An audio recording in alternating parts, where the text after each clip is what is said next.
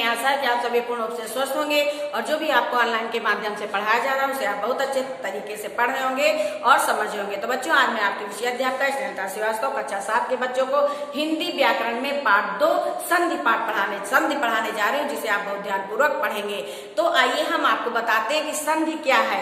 बच्चों, संधि का मतलब होता है मेल या जोड़। आइए हम आपको परिभाषा बताते हैं। संधि का शाब्दिक अर्थ है मेल। संधि का शाब्दिक अर्थ है मेल। व्याकरण में जब दो शब्द या वर्ण आपस में मिलते हैं तब ऐसे एक नया रूप धारण कर लेते हैं। इसी मेल को संधि कहते हैं। संक्षेप में दो वर्णों या शब्दों के मेल को संधि कहते हैं। जैसे विद्या धन आलय, जैसे विद्या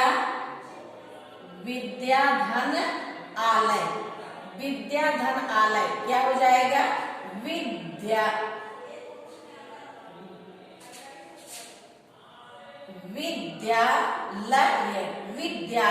विद्यालय को हम ऐसे भी लिख सकते हैं, विद्यालय। ठीक है, तो इधर भी हमको इसी तरह विद्या लिखना पड़ेगा। तो ये हो गया। अब आप देख रहे हैं कि इधर भी एक शब्द है, इधर भी एक शब्द है। दोनों शब्द जब आपस में मिले तो एक नया शब्द बन गया। तो ये तो हो गया विद्यालय। आपने पढ़ा कि संधि दो वर्णों या अक्षरों के मेल को संधि कहते हैं। अब संधियां कितने प्रकार की होती है बच्चों? संधियां 3 प्रकार की होती हैं, स्वर संधि और व्यंजन संधि और विसर्ग संधि। स्वर संधि, स्वर संधि में बच्चों जब दो स्वर आपस में मिलते हैं, ठीक है, दो स्वर, चाहे छोटा के साथ छोटा मिले, चाहे छोटा के साथ ई मिले, चाहे छोटा के साथ या बड़ा के साथ ऊ मिले, ठीक है, या ए मिले, स्वर से स्वर का जब मेल होता है तो उसे स्वर संधि कहते हैं। अब स्वर संधि में हम आपको कुछ उदाहरण बताते हैं। स्वर संधि है जैसे परम, धन, अर्थ। परम ये एक शब्द हो गया, एक शब्द ये हो गया। अब देखिए, पहले शब्द में कोई स्वर आपको दिखाई नहीं पड़ेगा, लेकिन दूसरे शब्द में आपको स्वर दिखाई पड़ रहा है, ये आ। और दूसरे में हर व्यंजन के साथ, आप जानते हैं कि हर व्यंजन के साथ आ सुनाई पड़ता है। तो यहाँ माँ है। अब यहाँ पहले हम आपको नया शब्द बनाते हो जाता है परमार्थ। क्या हो गया? परमार्थ। अब इसमें क्या है, कौन कौन से स्वर है? ये माँ है, माँ जैसे आ, माँ के साथ आ सुनाई पड़ रहा है और फिर दूसरा यहाँ पे दूसरे शब्द में आ पूरा दिखाई पड़ रहा है। तो जब हम छोटा छोटा जोड़ते हैं तो हो जाता है बड़ा। क्या हो जाता है? बड़ा। इसी तरह है विद्या धन आलय। विद्या धन आलय हो जाएगा विद्यालय। क्या हो जाएगा? विद्यालय।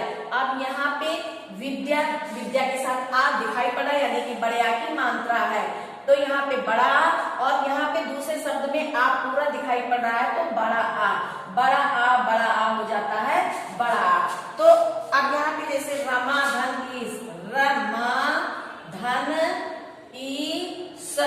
यहाँ हो जाएगा रमेश। क्या हो जाएगा? रमेश। अब यहाँ पे माँ में आ की मात्रा है, माँ में कौन सी मात्रा है? बड़े आ की मात्रा है, और दूसरे शब्द में बड़ी ई है। दूसरे शब्द में क्या है? बड़ी ई। तो जब बड़ा आ बड़ी ई जुड़ेगा तो कौन सी मात्रा हो जाएगी? ए की मात्रा हो जाएगी। क्या हो जाएगी?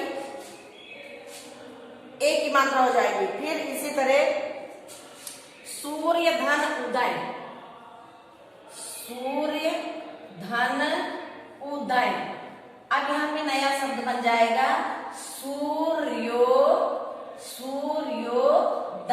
अब यहाँ पे कौन सा स्वर जुड़ रहा है? सूर्य, यानी कि आ और ऊ। जब आ और ऊ आपस में जुड़ेंगे तो कौन सी मात्रा हो जाएगी? ओ की मात्रा हो जाएगी। कौन सी मात्रा हो जाएगी? ओ की मात्रा हो जाएगी। तो सूर्योदय। ठीक है। अब ये तो बच्चों हो गए आपके स्वर संधि के उदाहरण। ठीक है, स्वर संधि के उदाहरण हो गए। अब हम आपको बताएंगे स्वर संधि के भेद। क्या बताएंगे? स्वर संधि के भेद। अभी तो आपने स्वर संधि पढ़ा, ठीक, संधियां 3 प्रकार की होती है, स्वर संधि और व्यंजन संधि और विसर्ग संधि। हमने आपको कुछ स्वर संधि के नियम बताए और उदाहरण बताए। अब हम आपको बताएंगे कि स्वर संधि के 5 भेद होते हैं। स्वर संधि के कितने भेद होते हैं?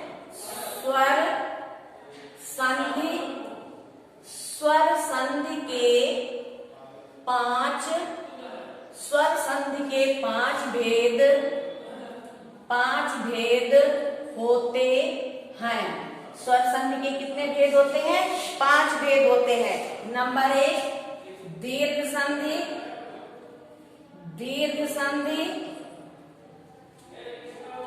नंबर 2 दीर्घ संधि, नंबर 2 गुण संधि,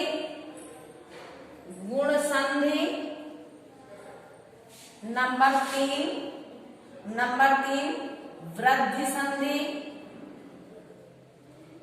वृद्धि संधि और नंबर 4 यण संधि और नंबर 5 अयादि संधि। तो आपने मतलब कि स्वर संधि के बारे में पढ़ा कि स्वर संधि जैसे कि संधियां 3 प्रकार की होती है, स्वर संधि, व्यंजन संधि, विसर्ग संधि। तो स्वर संधि के आपने कुछ उदाहरण पढ़े। फिर हम आपको बताने जा रहे हैं कि स्वर संधि कितने प्रकार की होती है। स्वर संधि 5 प्रकार की होती है। कौन कौन सी? नंबर 1 दीर्घ संधि, नंबर 1 दीर्घ संधि, गुण संधि, वृद्धि संधि, अयादि संधि, यण संधि और अयादि संधि। तो इस प्रकार मिला के संधियां 5 प्रकार की होती हैं। अब आज हमने आपको बताया संधियां और संधियों के प्रकार। ठीक है, हमें आशा है कि आपको ये संधि बहुत अच्छे तरीके से समझ में आ गई होगी। अब हम संधि के प्रकार में जो 5 संधियां हमने लिखवाई हैं, तो अब हम अगले टर्न में आपको दीर्घ संधि के बारे में बताएंगे। तो बच्चों, आज जो है संधि का पहला भाग यहीं पे समाप्त होता है। धन्यवाद।